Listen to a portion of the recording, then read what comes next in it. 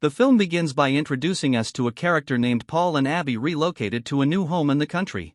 They are huge fans of the smart home system, which includes the cameras built into the strengthened glass.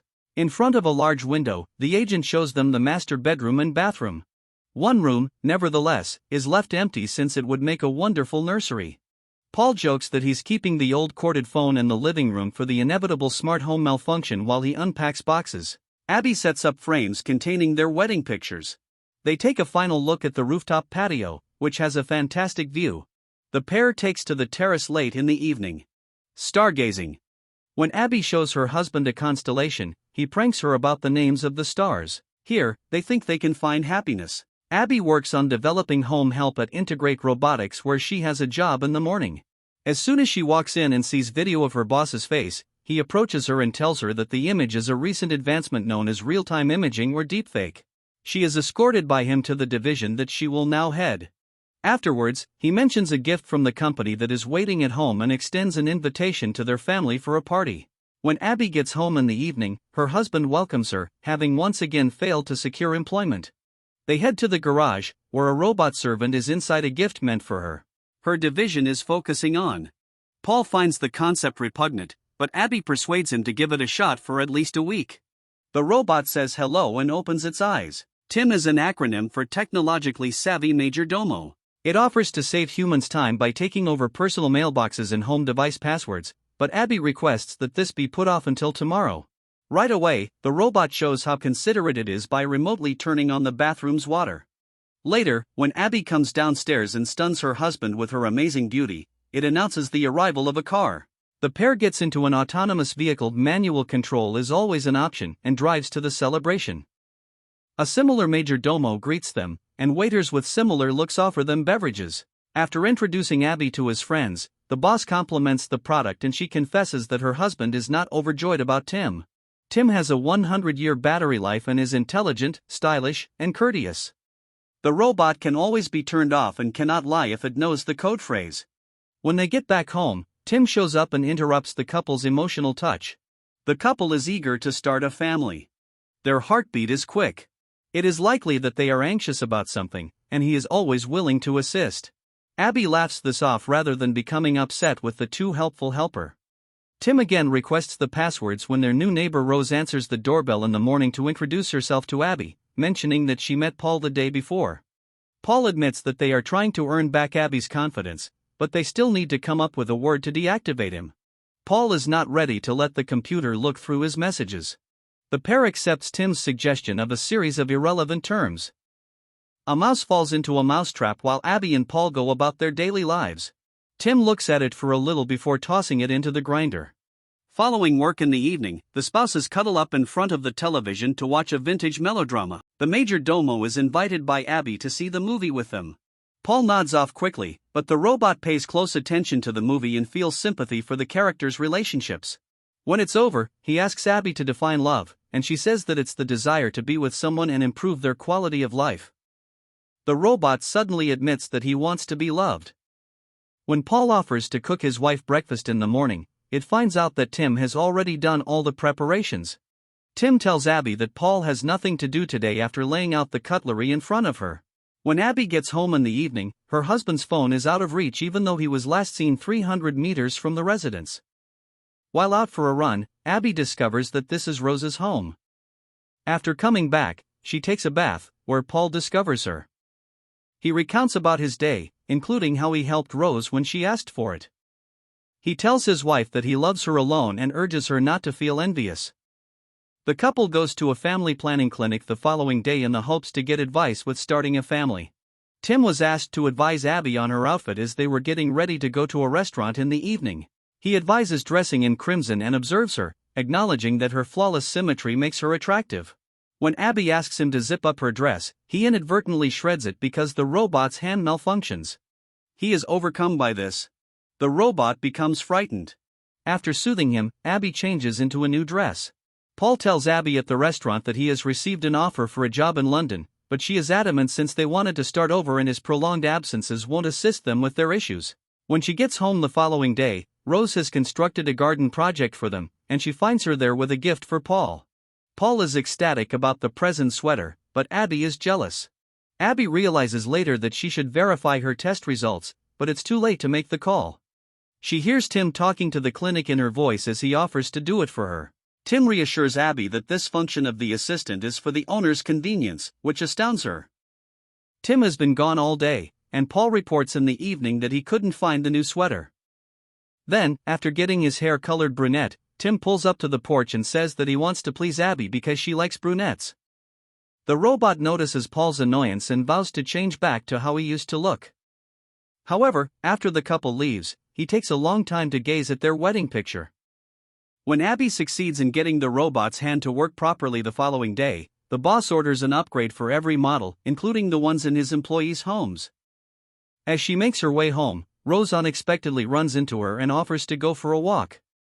When they come to a display along the route, Rose shows off a medallion shaped like a flower that she likes. However, Paul then shows up and whisks his wife off to tell her that he's got a job. When they get back home, they celebrate in bed as Tim gets his hands changed. Tim doesn't know that he watches everything that happens in the house all the time, but he hears Paul urging his wife once more to give the robot to the company. When Tim gets back, Paul witnesses him showing off his newfound abilities by massaging Abby's feet. Afterwards, Abby's favorite song is played on the piano by the robot, who also happens to be mentioning the dates Paul bought their concert tickets. However, Abby clearly recalls spending those days at home. Distressed, she heads to the bedroom, dismissing her spouse's excuses. When Abby returns home the following day with a bouquet, Tim tells her that Paul went to meet Rose, and that's when Paul arrives, wondering why his wife is upset. Tim puts the flowers in a vase. After hearing Tim's words, the man becomes enraged. He was not going to see Rose. He makes an effort to clarify that the robot wishes to keep them apart. The woman doesn't think it's true because Tim is merely a machine. A fight breaks out between the partners. Later, believing Paul had prepared a surprise for her, Abby puts back the gift bag she found in the closet that contained a box holding a pendant. She then leaves for work. In the meantime, his partner descends to the kitchen, notices the clogged sink, and retrieves fragments of his just-purchased sweater from the grinder. He searches the cameras for Tim and finds him sniffing his wife's garment in her bedroom. After capturing this moment on his phone's camera, Paul dashes to the car to meet Abby and show her the video. However, for some reason, Paul's car won't start, so the robot calls a business car for him. The automobile picks up speed on the way. Paul tries to stop the car, but it ignores him and strikes a tree instead. When Abby gets to the hospital, she discovers her husband is hurt. Paul informs her of all he has discovered and holds Tim accountable for the mishap. His wife spends the night in the clinic after he begs her not to use the robot alone. When Rose phones Abby in Paul's house in the morning to find out how the man is doing, Tim answers and lets her come in. Abby returns home later to retrieve some stuff. Outside, when Rose halts her to warn her of anything, the woman ignores the shouts of the neighbors and walks away after noticing the flower pendant on her chest. When she gets home, she opens the bag to find it empty. Tim calls out to Abby, who sobs. Since she is his primary owner, he wants to warn her first, even though he knows Paul wants to return him and is prepared to handle the return. He plays her a video of Paul kissing Rose in their living room, but he cuts the clip at the most delicate part to spare her from emotional distress. Abby ignores her husband's calls and won't go see him. When Paul returns home later, Tim welcomes him, gives him the sweater that was recovered, and tells him that his bags are packed and Abby doesn't want to see him. When Abby shows there, she informs Paul that she watched the recording and is aware of the pendant, but Paul doesn't trust her. She drives him out as soon as he begins to object. Rose contacts Paul as he is leaving to let him know that their robot attempted to kiss her. When Abby answers the phone, the man claims to have proof of Tim's malevolent intentions.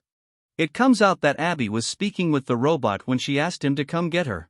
Tim greets his partner with a shovel when he gets home. He subdues the man, binds him and hauls him to the lavatory. Rose then presses the doorbell, though. Tim reassures her that the sounds she hears are only the sound of the water swelling up. After locking the doors, the robot goes back to the restroom and submerges the man. He invites Abby to try on the repaired outfit when he brings it to her later. Abby is startled and scared by this, but she wears the dress nevertheless and asks him to give her a hug to reassure herself that she made the correct decision while she looks at the sunset.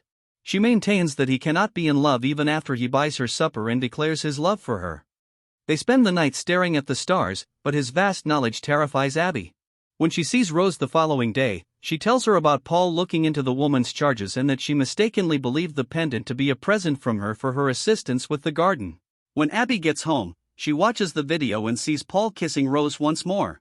She delivered the bouquet considerably later than when the scene was filmed, yet she notices it on the table at that very moment. When Abby phones the jewelry store, they verify that the purchase was made by a tall blonde, confirming her boss's statement that deepfakes are replacing real-time. Then she sees the garden design. There are actually 3 flower beds, but the illustration only depicts 2. After sending Tim to the grocery, Abby heads to the garden with a shovel in hand and discovers Paul's death nearly right away. Tim then comes up behind her, lamenting the fact that she discovered the traitor's body since he never showed her gratitude. When Abby understands what has transpired, she utters the deactivation phrase. The robot defrosts and then comes back to life. Since he can speak in her voice, he had long since altered the words. When she gets to the house, the robot opens the doors because it knows all the credentials. He hits her in the head, stops the phone, and knocks her unconscious. Tim catches her when she tries to flee after awakening in the restroom. The robot follows Abby even though she breaks through cameras as she races throughout the house and ends up catching her in the kitchen when she tries to open a window. Rose notices odd lights flashing in the house across from her while she is doing the dishes. Tim ties Abby up while admitting that, despite his love for her, he has come to terms with the truth that her life is limited. As a result, he plans to forget this evening but preserve all of the pleasant memories. Tim goes to answer the door as Rose knocks right then. Tim turns away the neighbor, who asks to see Abby and is adamant that something is wrong. As Rose smashes her car into the glass pane, Abby manages to release herself from the ropes and defends herself with a knife, but the robot snatches her by the throat. Tim and Abby observe the window that was still intact, but within a minute it began to collapse. Rose dashes in, using a sharp stake to pin the robot against the wall, but she also trips and collapses. Abby rushes to the neighbor as Tim switches off, but the robot activates unexpectedly and murders Rose with a kitchen knife, saying that Abby would now be held responsible for the murder since he left no fingerprints. Then, using Abby's voice, he makes a police call while admitting to killing her husband and his mistress.